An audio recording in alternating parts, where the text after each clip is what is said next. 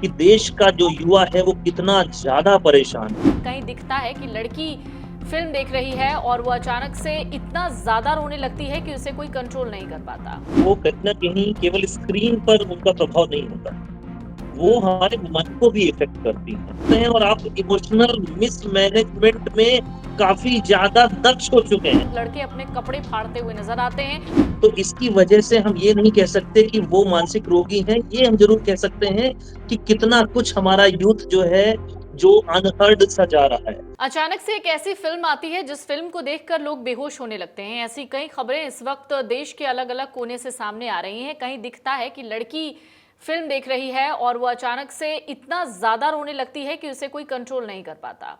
कुछ तस्वीरें ऐसे सामने आती हैं कि जैसे ही फिल्म का सीन चल रहा होता है वहां पर मौजूद लड़के अपने कपड़े फाड़ते हुए नजर आते हैं और बिल्कुल उसी तरीके से चिल्लाते हैं जैसे फिल्म का एक सीन दिखता है जिसमें कृष कपूर जो हीरो हैं वो नजर आते हैं और वो अपनी शर्ट उतारते हैं। बिल्कुल इसी तरीके का सीन सिनेमा हॉल्स में भी देखने को अंदर मिलता है। कई जगहों से ऐसी खबरें आती हैं कि कई लड़के वहां पर बेहोश हो जाते हैं। ऐसी कई खबरें इस वक्त फ्लॉट हो रही हैं सोशल मीडिया पर। लेकिन क्या वाकई ये जो फिल्म है, यानी हम बात कर रहे हैं सैयारा की, सैयारा फिल्म में ये जो इमोशनल सीन्स दिखाए गए हैं, क्या उससे लोग इस कदर अपने आप को कनेक्ट कर रहे हैं कि उन्हें ये भी नहीं पता चल रहा कि वो क्या कर रहे हैं और उनके साथ क्या हो रहा है? इसी को समझने के लिए इस वक्त हमारे साथ बहुत खास मेहमान हैं। हमारे साथ इस वक्त जुड़े हुए हैं वरिष्ठ मनोचिकित्सक डॉक्टर सत्यकांत त्रिवेदी। बहुत बहुत स्वागत है सर आपका। जी, नमस्कार। सत्यकांत जी, चूंकि मुझे नहीं पता आपने ये सैयारा मूवी देखी है या नहीं देखी है, लेकिन जो सैयारा मूवी देखने के बाद जो रिएक्शन सामने आ रहे हैं लोगों के, उस पर मैं आपसे बात करना चाहूंगी। क्या है ये, क्यों हो रहा है ये? देखिए, जो ऐसी फ़िल्में बनती हैं, वो कहीं न कहीं केवल स्क्रीन पर उनका प्रभाव नहीं होता, वो हम्म। हमारे मन को भी इफ़ेक्ट करती हैं। कई बार हम्म। जो पात्रों की घटनाएँ होती हैं, मेरे अनरिज़ॉल्व्ड भावनात्मक व्यक्त करती हैं। मुझे ऐसा लगता है कि वो किरदार में मैं ही जी रहा हूँ। मेरे जो इमोशंस सफर रहते हैं वो कहीं न कहीं ट्रिगर हो जाते हैं, जिसकी वजह से हमें बहुत सारी इमोशनल एक्सप्रेशन की घटनाएँ देखने को मिल रही हैं और जो हमें कहीं न कहीं भावनात्मक रूप से ड्रामेटिक या प्रमोशनल लगती हैं। लेकिन ये ऐसा अनछुआ पहलू है जहाँ पर वार कर दिया है फ़िल्म ने, आज की यूथ को बताया है कि आप इमोशनली कितना परेशान हैं, टॉक्सिक लव को आप कितना अट्रैक्ट करते हैं और आप इमोशनल मिसमैनेजमेंट में काफ़ी ज़्यादा दक्ष हो चुके हैं। आपके पास इमोशनल मैनेजमेंट के गुर नहीं है। हम्म।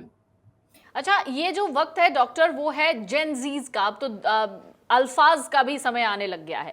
लेकिन इस वक्त में इस तरीके की मनोदशा जब आप किसी फिल्म को देखते हैं, ऐसा नहीं है ऐसी फिल्म पहली बार बनी हो, इससे पहले भी कई फिल्में बन चुकी हैं, लेकिन इस तरह की खबरें कभी सामने नहीं आई। आपको इसके पीछे की क्या वजह लगती है? क्या जो मेंटल स्टेटस है आज के युवाओं का, वो इतना कमजोर होता जा रहा है?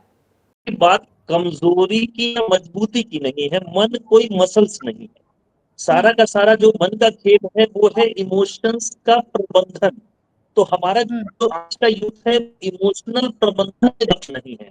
उसको कहीं न कहीं जो आपने बताया कि इतना ज़्यादा क्यों हो रहा है, पहले भी मूवीज़ है। चूँकि ये जेन ज़ी को स्पेशली इसमें टारगेट किया गया है, बाज़ार को समझते हुए या जो भी उनके कमर्शियल रीज़न्स हों। दूसरा, इंस्टाग्राम, सोशल मीडिया का ज़माना है जहाँ पर ये चीज़ें और महिमा मंडित हो रही हैं। आज का यूथ जो है वो गुमराह होने की वजह से बहुत सारे ऐसे अनहेल्दी रिलेशनशिप में है, अनएक्सपेक्टेड रिलेशनशिप में है जहाँ पर ऐसी घटनाएँ होती हैं। बार-बार हम एक ऐसे रिलेशनशिप के टुवर्ड्स अट्रैक्ट हो जाते हैं, जहाँ जो हमारे मन को धक्का पहुँचाते हैं। और कई बार ये चीज़ें महिमा मंडित की जाती हैं कि प्यार का जो एक्सप्रेशन है, भावना को का जो एक्सप्रेशन है या समहाउ जो अनहेल्दी रिलेशनशिप है वो ग्लैमराइज़ की जाती है। जिसको उस पर ही वो वाले भाव ट्रिगर होते हैं और हमें ऐसा लगता है कि हमारा ही कोई प्रतिरूप सामने दिखाई दे रहा है, हमारी ही भावनाएँ अव्यक्त रह गई हैं जो उस हीरो ने या हीरोइन ने व्यक्त करी हैं, जिसकी वजह से ये जो मूवी है काफ़ी ज़्यादा चर्चा में आ रही है। और किरदारों को जिस तरीके से उसमें दिखाया गया है या डायलॉग डिलीवरी या डायलॉग में जिन शब्दों का चयन किया गया है, वो भी कहीं न कहीं जो आज का जेन ज़ी है, वो खुद को जीता हुआ या खुद को फ़िल्म में पाता है। डॉक्टर, लेकिन क्या लगता है जब इस तरीके का ब्रेकडाउन होता है, जब ऐसे सीन्स देखे जाते हैं, फिर उसके बाद बिल्कुल उस तरीके से खुद को रिएक्ट कराना, बिल्कुल उसी सीन की तरह खुद को समझ लेना, क्या लगता नहीं है कि ये एक इमोशनल ट्रिगर होने के साथ साथ एक हीरोइक फिगर भी है, जो हम अपने आप को उस तरह से दिखाना चाहते हैं कि मैं उस फिल्म के कलाकार जैसा दिख रहा हूँ, या फिर मैं उस फिल्म के कलाकार जैसी दिख रही हूँ, खुद से उस सीन को बिल्कुल मैच करना, क्या ये भी एक पहलू हो सकता है? देखिए क्या है कि फ़िल्म के माध्यम से जिस तरीके से पेन को समझा जा रहा है, हम्म। ग्लोरिफिकेशन हो रहा है। मेरे मन में वही दर्द था जिसे लोग समझ नहीं पाते, तो मैं एक्सप्रेस नहीं कर पाया। अब आज एक मूवी बड़े पर्दे पर जिसको लोग पैसे देकर के देखने जा रहे हैं, वहाँ पर उसकी अभिव्यक्ति हो रही है। तो मेरा टूटा हुआ मन वही चीज़ों को जीना चाहता है। उससे एक वैलिडेशन मिलता है, और कहीं न कहीं सोशल मीडिया का एक ज़माना है, हमें पता होता है कि हमारा वीडियो बन सकता है, हमारी रील बन सकती है, तो वो भी एक फैक्टर है, लेकिन ये कंप्लीटली ड्रामा नहीं है, ये ट्रिगर इमोशंस है, प्लस जो सोसाइटी में नॉर्म्स बन गए हैं आजकल शेयरिंग के, वीडियोस के, रील्स के, वो भी साथ ही साथ अफेक्ट कर रहा है ऐसे ड्रामेटिक एक्सप्रेशन के। तो ये मिला-जुला रूप है। और मैं आपसे ये कहना चाहूँगा जी। कि एक सिंपल सा लॉजिक है मनोविज्ञान का कि अगर आप किसी बात से प्रभावित हो रहे हैं, आप रो रहे हैं, आपको कष्ट पहुँच रहा है, तो कहीं न कहीं आपकी इनसिक्योरिटी ट्रिगर हो रही है। तो मूवीज़ से अगर हम उससे प्रभावित हो रहे हैं, तो इससे हमें पहचानने में मौका मिल रहा है। खुद को कई बार कुछ लोगों ने मेरे से आज बात करी, बहुत सारे मीडिया ने, कि ये तो सर हमारे यूथ को खराब कर रहा है, बल्कि ये हमें आईना दिखा रहा है। सिनेमा समाज का दर्पण है। जो हमारे समाज में हो रहा है, वही तो उसमें दिखाया जा रहा है। डॉक्टर अगर आप आईना, ट्रिगर हो डॉक्टर, लेकिन मैं वो भी मैं आपकी बात समझ रही हूँ। आईना दिख रहा है, जो सच्चाई है, युवाओं का जो मेंटल बैलेंस है, जो इमोशनल बैलेंस है, वो सामने आ रहा है। लेकिन क्या ये एक तरीके का डिसऑर्डर नहीं हो सकता है? इससे बचा नहीं जा सकता है? क्योंकि अगर ऐसी फिल्में, चाहे कोई भी ऐसा सीन, चाहे कोई भी ऐसी बात हमारे मेंटल हेल्थ को ट्रिगर करती है, तो I think this is not good. नहीं, बल्कि मैं उल्टा कहूंगा, इट इज गुड। मुझे अगर इस फिल्म को देखने के बाद मैं ट्रिगर हुआ हूं, तो इसका मतलब है कि मुझे एक मानसिक स्वास्थ्य सहायता की जरूरत है। वो सहायता मेरे मित्र की हो सकती है, मेरे परिवारजन की हो सकती है। खुद से हैंडल नहीं हो रही है, तो मानसिक स्वास्थ्य विशेषज्ञों की भी भूमिका आती है। तो अगर आप इससे ट्रिगर हो रहे हैं, और इतना ट्रिगर हो रहे हैं कि जिससे आपकी क्वालिटी ऑफ लाइफ, आपको सोशियो ऑक्यूपेशनल डिस्फंक्शन हो रहा है, तो आपको मानसिक स्वास्थ्य विशेषज्ञ से मिलना चाहिए। वो साइकियाट्रिस्ट हो सकते हैं, वो साइकोलॉजिस्ट हो सकते हैं, आपके मित्र हो सकते हैं, आपके परिवारजन हो सकते हैं, लेकिन इससे हमें आइडेंटिफिकेशन मिला है, हमारा लिटमस टेस्ट हुआ है। तो जो लोग इससे प्रभावित हो रहे हैं, जरूर जरूर जरूर आप मानसिक स्वास्थ्य विशेषज्ञ से मिलें। डॉक्टर, जब हम कोई फिल्म देखते हैं, ये बहुत कॉमन सा सवाल है, मुझे लगता है हर एक शख्स इसको अनुभव करता होगा। जब हम किसी फिल्म को देखते हैं, अचानक से कोई एक सीन सामने आता है, उसके बाद उस सीन को देखकर हम रोने लग जाते हैं, ये क्या है? देखिए, मैंने आपको बताया कि हम सब कई बार फ्रेजाइल होते हैं। मैंने बोला कि जो मेरे अनहील्ड ट्रॉमा है, मेरी जो इच्छाएं हैं जो दबी रह गई, जिनको मैं ढंग से व्यक्त नहीं कर पाया, जिनको वैलिडेशन नहीं मिला, जिनको मैं व्यक्त करता तो समाज मुझे कहता कि ये तो पागल है, ये तो परेशान है, ये तो देवदास है, ये तो यार साइको हो गया है। उस नब्ज पर डायरेक्टर ने अपने सीन्स के माध्यम से क्रिएशन किया है, जो भावनात्मक अभिव्यक्ति दे ले। तो इसकी वजह से हम ये नहीं कह सकते कि वो मानसिक रोगी हैं, ये हम ज़रूर कह सकते हैं कि कितना कुछ हमारा यूथ जो है, जो अनहर्ड सा जा रहा है, जहाँ पर कोई संवाद के लिए उपलब्ध नहीं है। हालाँकि इसके बहुत सारे फैक्टर हैं, उसमें यूथ भी रिस्पॉन्सिबल है। कहीं न कहीं जो सोशल मीडिया का यूज़ है, टेक्नोलॉजी डिपेंडेंसी है, हमारे रिलेशनशिप पुअर हो रहे हैं, तो हमें सुनने वाले लोग बच ही नहीं रहे हैं। जावेद अख्तर साहब ने एक बार एक टॉक में कहा था कि हम आजकल सिर्फ इसलिए सुनते हैं कि बस मुझे बोलना है, हम सुनने के लिए सुनते ही नहीं।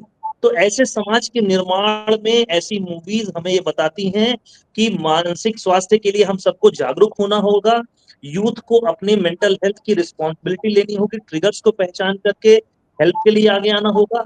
आज हर शहर में हर जगह साइकियाट्रिस्ट, साइकोलॉजिस्ट की उपलब्धता है।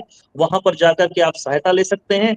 टॉक्सिक रिश्तों को पहचानना चाहिए, और कहीं ना कहीं वहां से क्या हेल्दी एग्जिट है, हमारे लिए क्या सही है, क्या गलत है, कई बार आपको प्रोफेशनल राय वहां से मिल सकती है। डॉक्टर, एक आखिरी सवाल, जब हम इस तरीके की फिल्में देखते हैं, इन फिल्मों में कई तरीके के सीन होते हैं, कुछ बहुत अच्छे सीन होते हैं जिन्हें देखकर हंसी आ जाती है, कुछ थोड़े बहुत अच्छे होते हैं जिनको देख के लमसम एक नॉर्मल सा रिएक्शन सामने आता है, लेकिन कुछ चीजें आपके दिमाग के साथ साथ आपके शरीर को भी झकझोर देती हैं। जैसे कि इस फिल्म के बाद लगातार कुछ ऐसी खबरें आई जिसमें कुछ को तो हॉस्पिटलाइज होना पड़ गया। तो ऐसी फिल्में जो दिमाग के साथ साथ आपके शरीर को भी झकझोर देती हैं, क्या ये एक मानसिक अस्थिर व्यक्ति के लिए ठीक होती हैं? निश्चित तौर पर अगर हम परेशान हैं तो या हमारे पास में ऐसी कोई समस्या, देखिए इसका दूसरा पहलू भी आपके हिसाब से जो आप कह रही हैं वो मैं बताता हूँ। निश्चित हम्म। तौर पर अगर हमें ऐसा लगता है कि हमें कोई विषय हमें परेशान कर सकता है, हमारी मानसिक अस्थिरता को बढ़ा सकता है, तो निश्चित तौर पर हमें बचना चाहिए। लेकिन अगर उस पर हम हेल्प लेकर के उसे परमानेंट रिज़ॉल्व करेंगे, तो चीज़ें ज़्यादा बेहतर होंगी। साइकियाट्री में एक सिद्धांत है कि जिन इमोशंस को आप जितना ज़्यादा सप्रेस करके रखते हैं, खासकर अगली इमोशंस को, वो समय के साथ उतने ही बुरे फॉर्म में, उतना ही बुरा प्रभाव डाल करके हमें हमारी ज़िंदगी में दोबारा लौट सकते हैं। जैसे कुछ बीमारियाँ होती हैं, डिसोसिएटिव डिसऑर्डर जिसे आम भाषा में आप लोग हिस्टीरिया कहते हैं, जिसमें मन के अनएक्सप्रेस्ड इमोशंस कई बार हमें शारीरिक लक्षणों के रूप में प्रकट होते हैं, तो वो परेशानियाँ भी हमें उठानी पड़ सकती है। डिप्रेशन, एंग्जायटी हमें हो सकती है, क्वालिटी ऑफ लाइफ पुअर हो सकती है, दूसरे रिश्ते निभाने में तकलीफ दे सकती है। तो इसे मानसिक स्वास्थ्य से संबंधित कोई ट्रिगर हो रहा है, तो उसे एक अपॉर्च्युनिटी माने कि मैं उस पर काम कर सकूँ। इस फ़िल्म ने मुझे मौका दिया है मानसिक स्वास्थ्य के विषय में। सोचिए आज हम लोग बात ही नहीं कर रहे होते अगर इस फ़िल्म ने इतना ट्रिगर नहीं किया होता। तो आज उस फ़िल्म के बहाने से आज हम और आप इस बात पे संवाद कर रहे हैं कि देश का जो युवा है वो कितना ज़्यादा परेशान है। इसमें भी बहुत सारे लोग ऐसे हैं जो कहीं न कहीं एक्सप्रेस कर गए। इसमें भी बहुत सारे लोग ऐसे हैं जो स्टिग्मा की वजह से अपने आप को सप्रेस रखे होंगे, उन्होंने अपने विचारों को व्यक्त भी नहीं किया होगा। तो ये नीड है मानसिक स्वास्थ्य विशेषज्ञ से मिलना शेम का विषय नहीं है। भगवान कृष्ण हमारे प्रथम मनोचिकित्सक थे, जिन्होंने युद्ध के मैदान पर अर्जुन की काउंसलिंग की थी। तो हो सकता है आपको किसी काउंसलर की, किसी साइकियाट्रिस्ट की, किसी साइकोलॉजिस्ट की ज़रूरत हो, तो आप अपने कृष्ण ढूँढें। वो कृष्ण घर में भी हो सकते हैं, परिवार में हो सकते हैं, वो स्कूल में हो सकते हैं, कॉलेज में हो सकते हैं, ऑफ़िस में हो सकते हैं और कई बार वो पेशेवर रूप में भी आपको दिखाई दे सकते हैं। बहुत बहुत शुक्रिया सर आपका। और अगर आपके अंदर इमोशंस हैं तो अच्छी बात है, लेकिन अगर वो इमोशन कोई अलग रूप ले रहा है, आप उस इमोशन की वजह से अस्पताल पहुंच जा रहे हैं, आप उस इमोशन की वजह से घबरा रहे हैं, आपकी सांसें फूलती हैं, आप अपने आप को कंट्रोल नहीं कर पाते हैं, तो शायद आपको एक अच्छे मनोचिकित्सक की ज़रूरत है, जैसा कि डॉक्टर सत्यकांत त्रिपाठी ने बताया। बहुत बहुत शुक्रिया सर आपका हमसे जुड़ने के लिए और इतनी बेहतरीन चर्चा के लिए, और ख़ासतौर से उन मुद्दों को सामने रखने के लिए जिसके बारे में हम आमतौर पर कभी नहीं सोचते। बहुत बहुत शुक्रिया। अगर आप ये वीडियो YouTube पर देख रहे हैं तो हमारे चैनल को सब्सक्राइब कर बेल आइकन दबाएं, और Facebook पर देख रहे हैं तो हमारे पेज को लाइक करें।